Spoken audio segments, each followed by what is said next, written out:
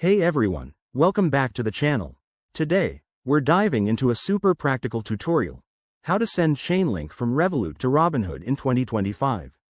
If you're into crypto and want to move your Chainlink link tokens seamlessly between these platforms, you're in the right place.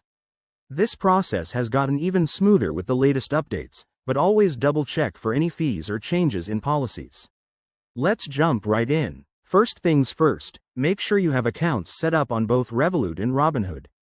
In 2025, Revolut has enhanced its crypto features, so open the app and head to your crypto section. Locate your Chainlink holdings, that's your link tokens.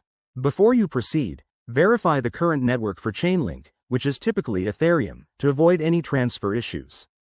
Next, on the Robinhood side, go to your wallet and generate a receive address for Chainlink. Robinhood's interface is user-friendly now, with options to select the exact asset. Copy that address carefully.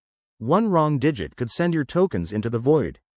Back in Revolut, select the Withdraw or Send option for your Chainlink.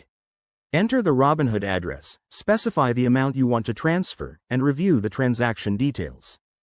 Don't forget to check for any gas fees, as Ethereum transactions might still incur costs even in 2025. Once you're ready, hit Confirm, and you'll get a confirmation code or email. The transfer usually takes a few minutes to an hour, depending on network congestion.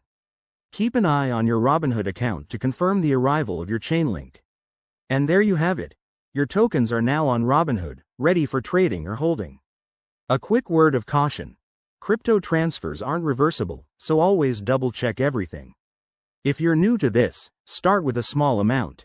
Thanks for watching. If this helped, hit that like button and subscribe for more crypto tips. See you in the next video.